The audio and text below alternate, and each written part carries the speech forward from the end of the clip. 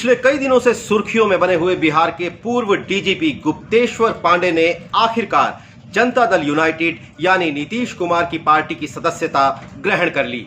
इस तरीके से खाकी से खादी तक का सफर गुप्तेश्वर पांडे का पूरा हो गया। ये इत्तेफाक की बात है कि उन्होंने 27 सितंबर को जेडीयू की सदस्यता ली है और इस तारीख से ठीक एक महीने बाद यानी 28 अक्टूबर को बिहार में पहले चरण की वोटिंग होनी है। पिछले कई दिनों से 2-3 सवाल गुप्तेश्वर पांडे के इर्द गिर्द बड़ी बेचैनी से टहल रहे हैं और वो सवाल ये, पहला सवाल ये कि वो चुनाव लड़ेंगे या नहीं लड़ेंगे, दूसरा ये कि अगर लड़ेंगे तो विधानसभा का चुनाव लड़ेंगे या लोकसभा का चुनाव लड़ेंगे, और तीसरा और सबसे अहम सवाल ये कि वो किस सीट से चुनाव लड़ेंगे। लेकिन पांडे जी जानते हैं कि बंद मुट्ठी लाख की खुल गई तो खाक की, यानी ये सवाल जब तक सवाल बना रहेगा तब तक ज्यादा सुर्खियां बटोरेगा। इसलिए नीतीश कुमार से वो तीर वाला हरा गमछा पहनने के बाद भी उन्होंने इस सवाल को लेकर अपने पत्ते दबा कर रखे।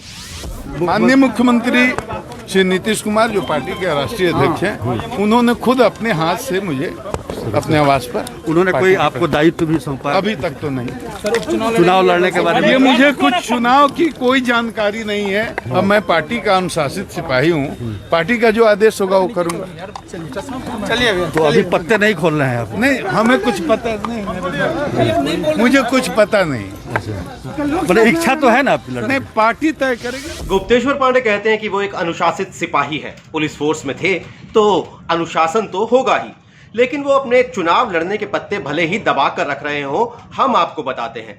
बिहार तक को मिली जानकारी के मुताबिक गुप्तेश्वर पांडे अपने गृह जिले यानी बक्सर से चुनाव लड़ेंगे। बक्सर उनका होम टाउन है और वहां की एक सीट है बक्सर सदर।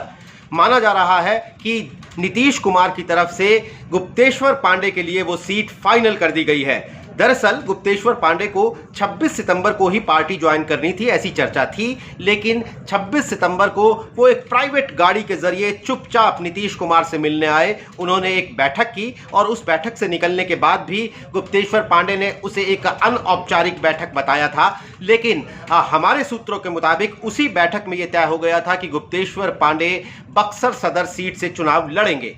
अब चुनाव प्रचार के दौरान उनका इस्तेमाल जेडीयू स्टार प्रचारक के तौर पर करेगी, ये तो कहने की बात ही नहीं है। लेकिन स्टार प्रचारक के तौर पर भी हमें यह देखना होगा कि जिस तरीके से सुशांत सिंह राजपूत के केस में डीजीपी के तौर पर गुप्तेश्वर पांडे का जो रवैया रहा है वो अब चुनावों के मद्देनजर अहम हो जाता है।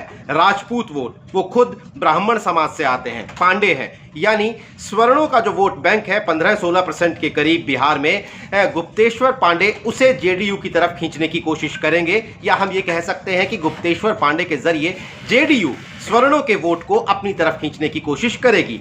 इसके अलावा वीआरएस लेने के बाद जो प्रेस कॉन्फ्रेंस गुप्तेश्वर पांडे ने की थी और अपने सोशल मीडिया पर जो बातचीत की थी, उसमें उन्होंने काफी जोर देकर यह बताया था कि वो एक गरीब परिवार से आते हैं, उनकी 4 पीढ़ियों में कोई स्कूल नहीं गया, और अपने डीजीपी के, अपने पुलिस अफसर के कार्यकाल के दौरान किस तरीके से उन्होंने गरीब गुरबों की, गांव वालों की और दलितों की मदद की है। यानी वो अपनी इस एक रॉबिन हुड छवि के जरिए बिहार के इस वोटर को भी जेडीयू के पाले में लाने की कोशिश करेंगे।